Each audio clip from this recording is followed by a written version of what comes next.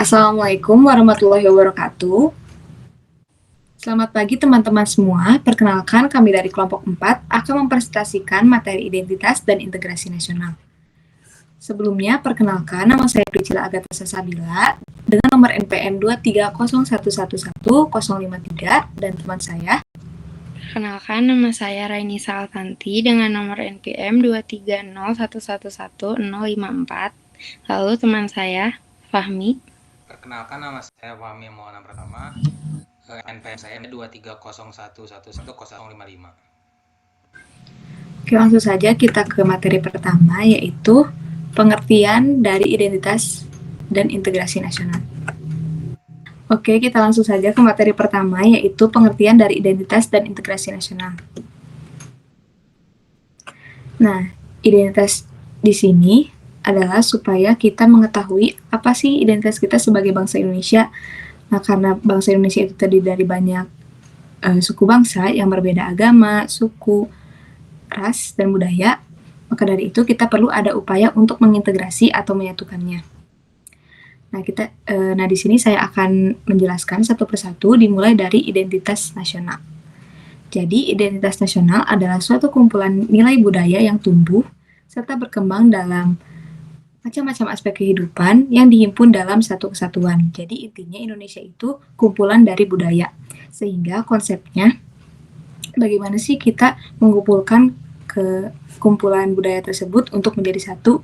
Nah, hakikat dari kehidupan berbangsa dan bernegara adalah Pancasila. Karena Pancasila di sini merupakan aktualisasi yang tercermin dalam penataan diri kita dalam arti yang luas.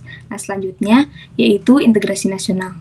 Integrasi nasional adalah penyatuan atau asimilasi bangsa-bangsa sehingga menjadi satu kesatuan yang utuh. Nah, poin dari integrasi nasional ini adalah penyesuaian unsur-unsur yang berbeda. Kenapa? Karena kita kan terdiri dari banyak variabilitas. Nah, bagaimana caranya kita untuk menyesuaikan dalam keadaan atau perorangan itu sendiri. Nah, jadi secara pengertian, integration atau integrasi berarti kesempurnaan atau keseluruhan proses penyesuaian unsur-unsur dalam kehidupan bermasyarakat yang memiliki keserasian fungsi. Selain dari pengertian, adapun faktor-faktor dalam integrasi dan identitas nasional. Yang pertama yaitu faktor pendorong. Selain dari pengertian, adapun faktor-faktor pendorong. Selain pengertian, adapun faktor-faktor yang terdapat dalam identitas dan integrasi nasional, yaitu dimulai dari faktor pendorong.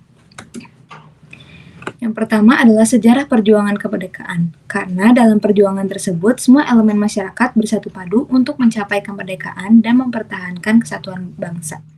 Nah, contohnya yaitu sejarah Sumpah Pemuda, karena dalam Sumpah Pemuda berupaya untuk mengintegrasi pemuda-pemuda di berbagai daerah. Yang kedua yaitu kebijakan pemerintah. Jadi kebijakan pemerintah di sini mengedepankan kesatuan dan kebersamaan serta membangun infrastruktur dan pengentasan kemiskinan juga dapat memperkuat integrasi nasional. Yang ketiga yaitu identitas nasional yang dapat mempertahankan kebersamaan dalam keragaman suku, budaya, dan agama. Yang keempat yaitu pendidikan. Melalui pendidikan, masyarakat Indonesia dapat memahami dan mempertahankan identitas nasional serta membentuk kesadaran nasional serta membangun rasa cinta tanah air. Yang kelima yaitu sosial budaya, seperti yang dijelaskan sebelumnya bahwa bangsa Indonesia itu memiliki keragaman budaya. Nah, maka dari itu menjadi potensi besar untuk kita bisa memperkuat persatuan dan kesatuan kita. Yang kelima yaitu ekonomi. Melalui ekonomi, kita dapat memberikan kesempatan yang sama bagi semua lapisan masyarakat untuk mengakses sumber daya dan peluang ekonomi. Dan yang terakhir yaitu pertahanan dan keamanan. Perlu kita untuk menjaga keamanan negara dan memberikan perlindungan kepada seluruh rakyat Indonesia dari ancaman. Mungkin itu saja yang dapat saya sampaikan. Untuk materi selanjutnya akan disampaikan oleh Rainisa. Lalu selanjutnya saya akan menjelaskan faktor-faktor penghambat integrasi nasional. Yang pertama itu ada kurangnya sikap saling bertoleransi dalam masyarakat. Nah, kurangnya sikap saling bertoleransi dalam masyarakat ini akan sangat memecah belah bangsa Indonesia karena dalam bertoleransi ini contohnya kan kita akan bertoleransi dalam suku, ras, agama, dan lain-lain itu akan menjunjung tinggi persatuan dan kesatuan kan. Nah, dari situ jika kita tidak bertoleransi maka akan menghambat integrasi nasional. Lalu yang kedua, kurangnya kesadaran diri dalam masyarakat untuk menjaga persatuan dan kesatuan. Nah, yaitu tadi, jadi kita itu harus memiliki kesadaran untuk terus menjaga persatuan dan kesatuan. Yang ketiga, ada kurangnya sikap saling menghargai perbedaan di dalam masyarakat. Nah, jadi kita itu harus saling menghargai perbedaan supaya dapat tercapainya persatuan dan kesatuan itu sendiri. Yang keempat, adanya sikap tidak puas dan perasaan tidak adil terhadap ketimpangan yang terjadi dalam masyarakat. Nah, rasa tidak adil dan sikap tidak puas ini juga sangat menghambat tercapainya integrasi nasional. Yang kelima, timbulnya etnosentrisme atau anggapan jika budayanya jauh lebih baik dibanding kebudayaan lainnya. Nah, jadi pada etnosentrisme ini sendiri kita itu tidak boleh menganggap bahwa budaya kita itu lebih baik dan budaya yang lain itu tidak baik gitu dibanding budaya kita. Nah, dengan sikap yang seperti itu kita akan menghambat persatuan dan kesatuan pastinya. Dan yang keenam, adanya kemungkinan ancaman atau gangguan datang untuk memecah belah persatuan dan kesatuan bangsa, baik dalam maupun luar negeri. Nah, jadi ancaman dan gangguan itu tidak hanya dari dalam negeri, dari luar negeri pun ada, contohnya itu seperti terorisme, spionase, dan lain-lain. Segitu saja faktor-faktor penghambat yang dapat saya jelaskan. Saya akan selanjutnya akan dijelaskan oleh Fahmi. Terus yang ketiga ada contoh dan keterkaitan. Contoh identitas dan integrasi nasional. Identitas nasional membuat suatu negara lebih dikenal dan diingat. Oleh karena itu, tiap negara memiliki identitasnya masing-masing. Contohnya bendera merah putih, bahasa Indonesia, lagu Indonesia Raya, dan lambang Garuda. Terus ada integrasi nasional.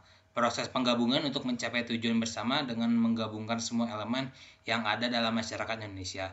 Contohnya gotong royong, akulturasi dan asimilasi budaya, toleransi beragama. Dan di sini saya akan menambahkan contoh sikap yang bertentangan dengan identitas dan integrasi nasional, yaitu sikap individualisme. Sikap ini berkebalikan dengan Pancasila, yaitu sila ketiga yang berbunyi Persatuan Indonesia dan sila kedua yang berbunyi kemanusiaan yang adil beradab. Sikap individualisme adalah sikap yang bertentangan dengan Pancasila. Orang asing sangat terkenal dengan sifat individualis. Pandangan nilai yang mulai merambah ke dalam pemikiran dan perilaku masyarakat Indonesia, di mana antara orang yang satu dengan yang lain tidak mempunyai ikatan kekeluargaan atau sikap peduli antar sesama. Pandangan seperti ini jelas tidak sesuai dengan nilai-nilai Pancasila, yaitu sila kedua dan ketiga. Dan ada keterkaitan identitas nasional dengan integrasi nasional. Masalah integrasi nasional sangat kompleks dan multidimensional. Untuk mewujudkannya, diperlukan keadilan dalam kebijakan yang diterapkan oleh pemerintah, dengan tidak membedakan suku, ras, agama, bahasa, dan sebagainya. Sebenarnya upaya membangun keadilan, kesatuan, dan persatuan bangsa merupakan bagian dari upaya membangun dan membina stabilitas politik. Upaya pembangunan dan pembinaan integrasi nasional menunjukkan kekuatan persatuan dan kesatuan bangsa yang diinginkan. Adapun keterkaitan integrasi nasional dengan identitas nasional adalah bahwa adanya integrasi nasional dapat menguatkan akar dari identitas nasional yang sedang dibangun. Selanjutnya akan disampaikan oleh teman saya. Lalu yang keempat ada kesimpulan. Saya akan menjelaskan kesimpulan dari apa yang sudah kami bahas. Identitas dan integrasi nasional sebagaimana yang telah kita bahas sangatlah penting kita pelajari agar dapat mencapai persatuan dan kesatuan yang utuh dalam negara Indonesia ini. Jadi kita sebagai masyarakat itu harus mempelajari identitas dan integrasi nasional supaya tercapainya kesatuan yang utuh dalam Indonesia ini itu dapat tercapai dengan sebaik-baiknya. Masyarakat Indonesia yang sangat beragam penting sekali untuk terus memperhatikan faktor-faktor yang dapat mendorong integrasi nasional dengan berpedoman pada identitas nasionalnya sendiri, yaitu Pancasila. Seperti yang sudah tadi dijelaskan, faktor pendorong itu ada sejarah perjuangan kemerdekaan, kebijakan pemerintah, identitas nasional, pendidikan, sosial budaya, dan lain-lain. Nah, dengan itu kita semua dapat berpedoman pada identitas nasional Pancasila dengan faktor-faktor yang dapat mendorong integrasi nasional itu sendiri. Selain itu, faktor-faktor penghambat integrasi nasional pun harus kita hindari agar dapat tercapainya persatuan dan kesatuan yang utuh di negara Indonesia. Faktor penghambat itu yang tadi sudah saya jelaskan, yaitu kurangnya sikap saling bertoleransi dalam masyarakat, kurangnya kesadaran diri dalam masyarakat untuk menjaga persatuan dan kesatuan, kurangnya sikap saling menghargai di masyarakat, etnosentrisme, dan lain-lain. Karena faktor penghambat itu semua dapat memicu konflik antar suku, ras, agama, antar golongan. Nah, maka dari itu kita harus menghindari faktor-faktor penghambat itu supaya dapat tercapainya persatuan dan kesatuan yang utuh di negara Indonesia. Nah, maka dari itu kita sebagai masyarakat Indonesia yang sangat beragam ini harus mencerminkan sikap yang berpedoman pada Pancasila yang merupakan identitas nasional negara Indonesia untuk mewujudkan integrasi nasional yang mempersatukan perbedaan-perbedaan sehingga dapat terciptanya keserasian dan keselarasan secara nasional. Segitu saja yang dapat saya sampaikan. Saya akan kembalikan ke Priscilla.